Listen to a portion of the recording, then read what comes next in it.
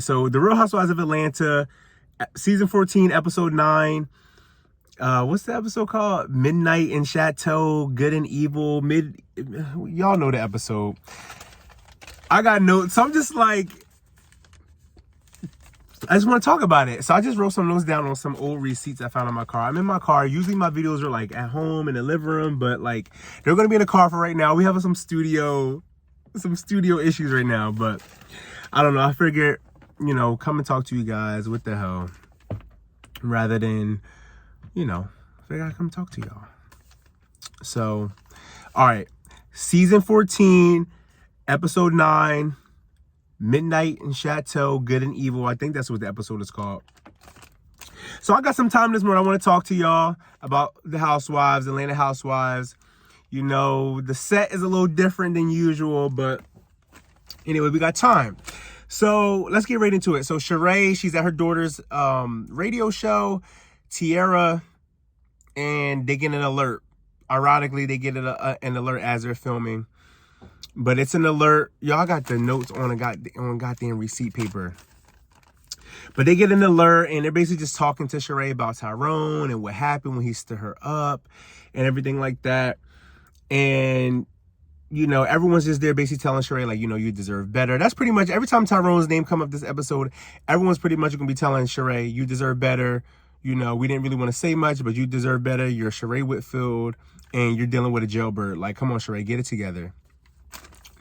So Sheree's at her daughter's radio show. Her daughter's basically reading her the article, and Sheree is going off saying Tyrone leaked it. How the hell did Tyrone leak it from the halfway house? Tyrone didn't leak it. Production leaked it to make an episode, to build up hype for the season and everything like that. Tyrone ain't leak anything.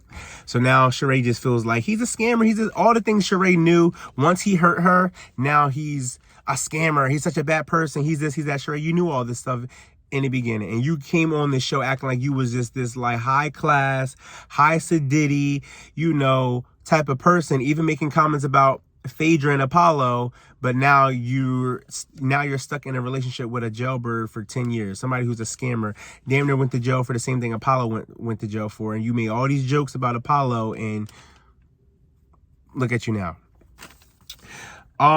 So then we skip to Marlo. She's talking with her nephews. They're just around the house. Her nephews are, since I haven't been watching that much of the episodes. So bear with me. I've been catching little bits and pieces. I just downloaded Peacock, so I'm going to try to get into it. So Marlo's nephews haven't really been listening to her. They haven't been cooperating, disciplined, all that stuff. One nephew's being bad in school, and they're just not doing any chores. They're just like being hard-headed around the house. And Marlo's like, y'all need to get it together because like, I didn't adopt y'all. I'm not giving y'all this life for y'all to be giving me a headache, basically. So the nephews are like, okay, auntie, we're going to do better. And, one of Marlo's nephews, the older one, supposedly got like all these write-ups and stuff like that in school. And she's like, why are you arguing with the teacher? And he basically said like he's been going back and forth with the teacher, telling the teacher like, you don't get paid to argue with me. Like, teach, don't argue with me. You don't get paid to argue with me. Like, so he must have a mouth on him. He's going back and forth with the teacher. So next scene, you got Fatum, Sheree's friend coming over her house, and Sheree gets like breakfast. I'm like, Sheree, you got this big house and you don't cook. Like, that baffles me. Like, y'all got these homes, 2 kitchens and a guest kitchen and a chef's kitchen, and y'all don't cook. Like, y'all don't turn the burner on for nothing. Like, that's what baffles me. Like, you have these big old houses and nobody cooks. And then to be like women of color, like y'all don't even know how to flip an egg or anything. Like, you buying like that's really is kind of like, I don't know. I just don't like seeing that y'all not cooking. Like, a lot of times, even like Nene, she would do it all the time. Like, soon as she had somebody over, she got nachos, chips, and dip coming out. Like, y'all don't cook. Y'all don't, like, come on. That's probably why y'all ain't got the ring. But so Fatum comes over to Sheree's house, and they're just talking about, I already told y'all, it's the same old. Every time Tyrone name come up, they basically just telling Sheree she deserved better. Sheree starts crying her eyes out. I ain't really see no tears. She walked away from the camera and everything like that. But I feel like Sheree is just more so embarrassed rather than hurt, because I feel like she's milking this for a storyline, but at the same time, it's like, okay, I did put all this time and effort into you, so I am going to try and see if it works out after you get out. But Sheree, realistically, like, what are you going to be doing? Taking care of a jailbird this whole time? And she's like, I'm got a life coach, and my life coach is just telling me to focus on myself. Sheree, he's in jail. How much time are you giving this man, like, for 10 years that you couldn't get a brand up and going? Like, you're that wrapped up and consumed with someone who's in prison that you couldn't have, like, established somewhat of a career, capitalized off of being a housewife, capitalized off of being on Bravo. Like, and even that too, like, you're a returning cast member. Like, you get ample opportunity to continue to launch your brand and do what you need to do. And you're telling me that Tyrone took up that much of your time? Please, a couple phone calls here and there and put money on somebody's books and going to visit them every now and then shouldn't take away from. My thing is, how's your parenting? If you act like Tyrone has consumed that much of your life, how has your parenting been? Like, you still have two high school, middle school, they're now in college, but like, how is your parenting if you act like Tyrone has been that much of, you act like Tyrone has taken up that much of your time in your life? I don't understand it. But she's crying about that. Fatune was like, yeah, girl, I mean, we didn't really want to say anything, but you deserve better. Like, he's a jailbird. Like, you're up here, he's down here. Like, get it together, Sheree. So she's like, you're right. So now this is Sheree's aha moment. So it was like, Sheree, you've been with Tyrone for 10 years, and him standing you up in Philly at a restaurant was the end all after your 10-year relationship. Him standing you up at a restaurant was the end all. Okay, Sheree. So we get to Drew and her mom. Drew and her mom, they're getting pedicures, and they're just talking. Drew's mom is from Chicago. So they're just talking, and Drew starts elaborating that Ralph wants to start a book. He's writing a book on how to be a stepdad. Mind you, he's kind of like half-assing. I don't want to say half-assing, but he's like, Drew and Ralph had discussions about Ralph stepping up to the plate and adopting Drew's first child, because Ralph is the father figure in his life. So she's like, but Ralph is kind of like backpedaling, has one foot in, one foot out about, taking that leap and taking that step and becoming his legal guardian and, adopting him. He's like, Ralph is like, well, I don't want to step on his dad's toes. But Drew was like, his dad's not even his life. His biological father's not even his life. Like, as my husband, as the man of the household, like, adopt him. Like, that would make our family a whole. That would make us a whole unit. And Drew tells her mom, yeah, Ralph is writing a book on how to be a stepdad. And Drew's mom was like, he's writing a book? Like, huh? And Drew was almost kind of like, yeah, I didn't even really know about it. Like, how do you not know that your husband's writing a book? Like, he doesn't even, what does Ralph do? What does Ralph do? So that's another thing that Drew brings up to her mom. So she's like, yeah, remember Sanya? Me and her have been, kind of rocky, and she's been saying little comments, and we've been having little, riffs with each other. But she tells her mom that she was like, Sanya made a comment like, what do y'all even do? Y'all act like y'all busy, y'all don't do nothing, which is true. Like, what do y'all do? I always wonder that, like, Drew, like what were you doing before Housewives? Because you weren't making that much, like, you weren't really booking that many gigs to where you're like, okay, I can sustain my lifestyle. Like, I want to know, what were they doing to sustain these, like, lifestyles? That they come onto the show like, we got this big house, we're driving these cars. What were y'all doing for all this money? Like, I haven't really seen Drew in any movies. But no, I think her sister did say they did have a lot of writers' credits and, different things like that. So maybe they did their own thing with investing. But what does Ralph really do? So that was really funny when Sanya was like, what does Ralph do? Like, what does he do exactly? Like, and it's like, he's not really showcasing anything. He's just kind of like always just around. Like, what does Ralph do? What else? Next scene, you got Sheree, Marlo, and Sanya. They meet up for furniture. Marlo is furniture shopping. Of course, Marlo brings Kenya's name up. It's like, Marlo is like obsessed with trying to like create this like back and forth with Kenya, and you can honestly tell that Kenya really did start this season with a clean slate, trying to like befriend Marlo, and Marlo is just salivating on trying to just create beefs everywhere she can. And like, to be honest, Marlo can hand that peach back in, y'all. Like, I'm not liking Marlo with having a peach this season. I liked how she was able to dip in and out, stir up some drama, and go. It worked for 10 years. It worked for almost a decade. Half of the time, Marlo was getting paid more than what a lot of the, like, peach holders were getting paid, because she was around so much. She was tenured on the show. So she was getting paid more than, Eva in her first couple seasons. Damn near probably getting paid the same amount as Portia was in Portia's first couple seasons, because, Marlo has been around so long. And I really don't like Marlo having a peach. I feel like she's just just pulling at straws. Yes, we tune in for the drama and this and that, but again, Atlanta, I want to say Atlanta is the franchise where their storylines don't really have much depth to, depth to them. To where it's like the drama's very surface. That's one thing I don't like about Atlanta Housewives. The drama's very surface, and it's like always a bunch of he say, she say, rather than like what's actually going on. And that's why I don't really like, that's why I've been kind of like, you know, in and out of Atlanta last season and this season. I'm just kind of like, But yeah, I'm not liking Marlo with a peach. I liked when she was able to stir up the drama, kind of come and go, and that was that. I feel like she's kind of just, again, like, I know they were also saying too when this season first started, like, oh, you know, it's more of a sisterhood, is this, is that. I feel like Marlo is kind of like, she's just putting a dark cloud over everything. And you can really tell, like, a lot of the girls aren't really vibing with her like that, besides Sheree and Sanya. Like, even a lot of Candy's facial expressions and things like that are just like, she's over Marlo.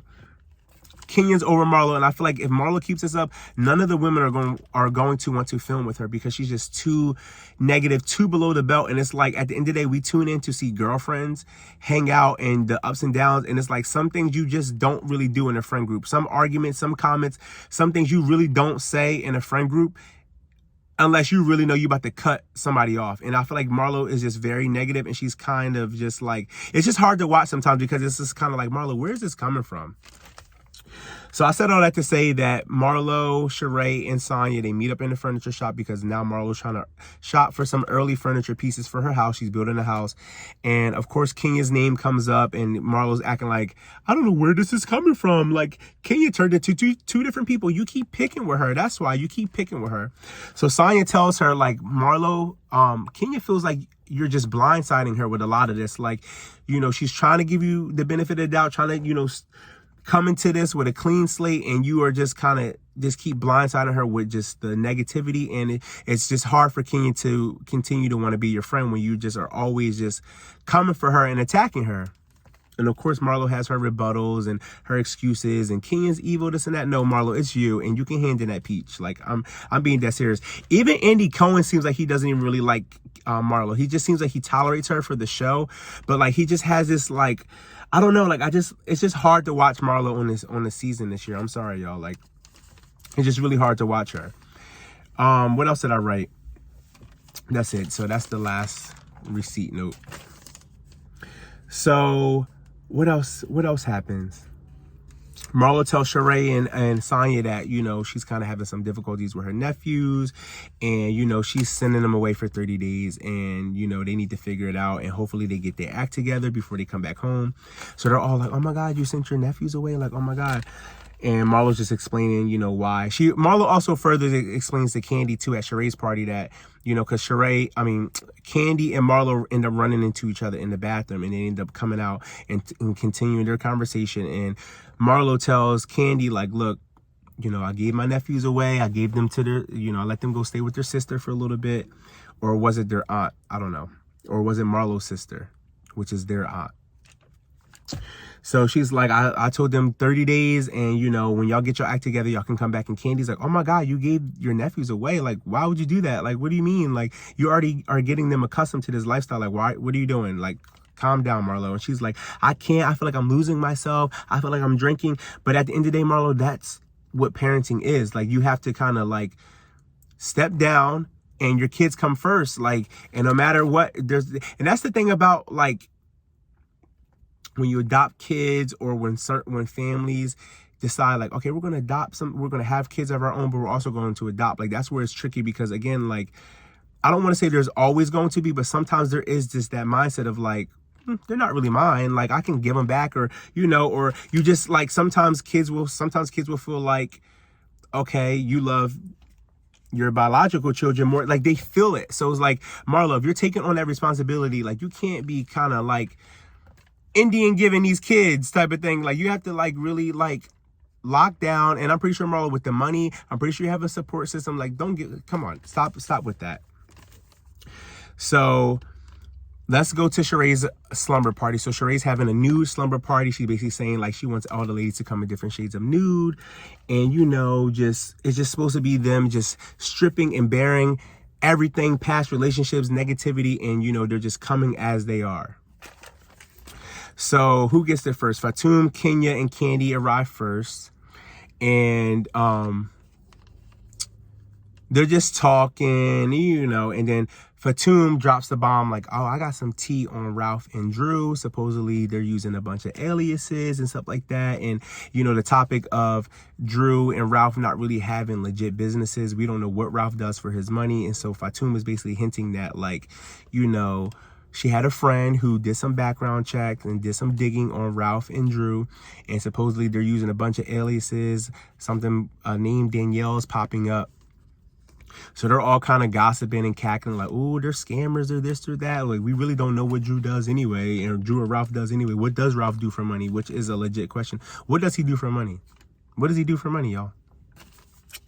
So Sheree says that she feels like Drew and Ralph are hiding something in her confessional. She's like, they're hiding something. Yeah, Sheree, I bet you would know. Dating a scammer, you would know when someone is, you know, up to something suspicious and doing something they ain't got no business. You would know the signs. So let us know, Sheree. What else do you see? What else have you picked up from Drew and Ralph hanging out with them these last couple months since you dated a scammer for 10 years? What else can you tell us?